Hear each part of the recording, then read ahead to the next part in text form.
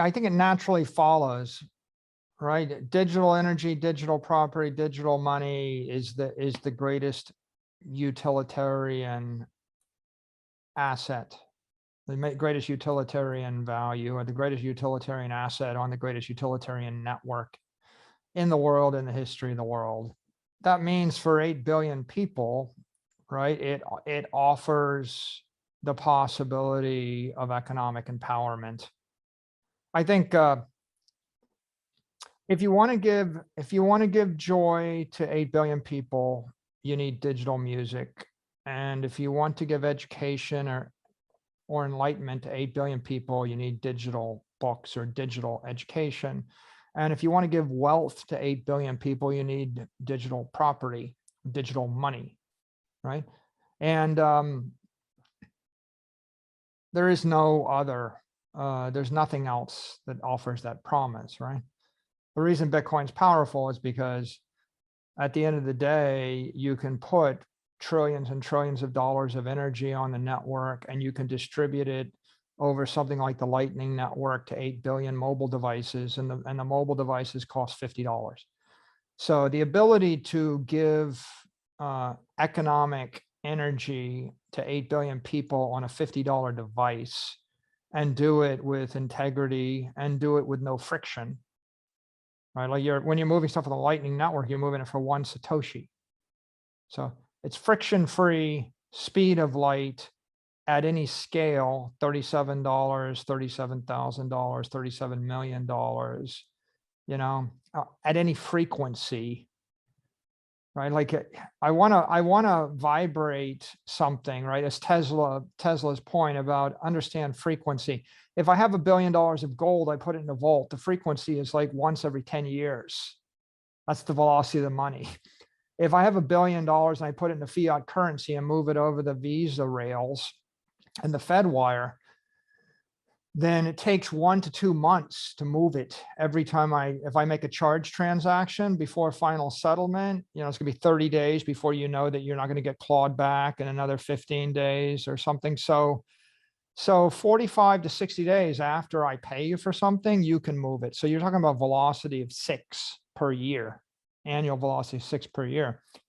I put the same money on the Bitcoin Lightning Network, and the velocity is 6 per minute, 6 per second, 6 per hour, right? You're talking about a velocity which is orders of magnitude higher.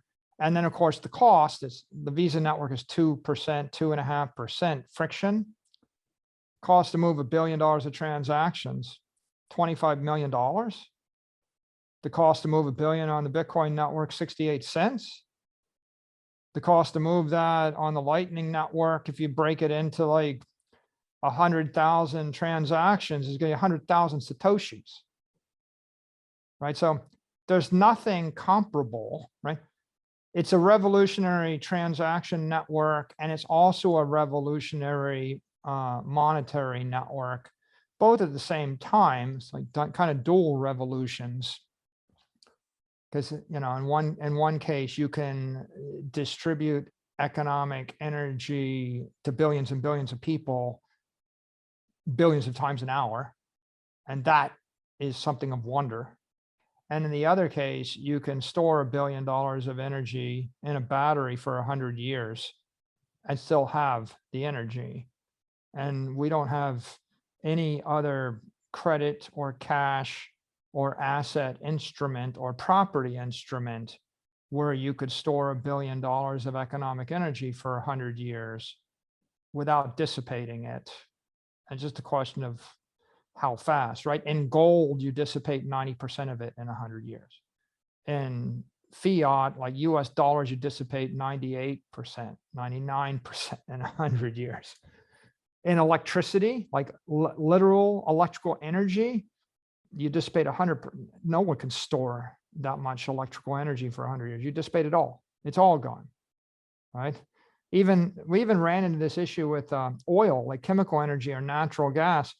They had this situation last year where they're pumping oil out of the ground and the oil price went negative because there's nowhere to store the oil, right? Like once you run out of containers or tanks to store the oil, you got to pour it on the ground or into the ocean. You can't store it. So people, and we run the same issues with natural gas and the like.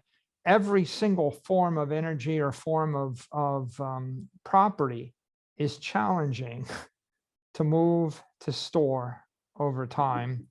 And Bitcoin solves that problem. So you want to empower 8 billion people. You need a monetary network that can reach all of them at an economic cost. And I think Lightning on top of Bitcoin, and or there's other layer 3 apps, right? I mean, you can do centralized solutions like Square Cash app or something like that. And they also have exponentially decreasing transaction costs that you get by accepting counterparty risk. But if you accept a central Bitcoin bank and you make Google or Apple or Facebook or Square or PayPal that Bitcoin bank, you can still move 1 billion transactions an hour, almost frictionless. And so that Bitcoin offers the promise of monetary superconducting. Like it's like in a superconducting network, when you get the temperature at a low enough level, there's no friction anymore, and you can do some pretty amazing things. That's what we have in Bitcoin, or maybe call it, it's like weightlessness. If I actually took you into a weightless orbit and I can all of a sudden push 1 million pounds with a finger, interesting things happen. And I think that's what we have here. It's a major breakthrough.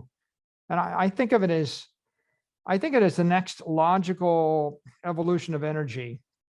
Electrical energy was a big deal. When we had mechanical energy, we had to put, a mill was built around a turbine because I'm running water through the mill and every machine has to run off of that turbine.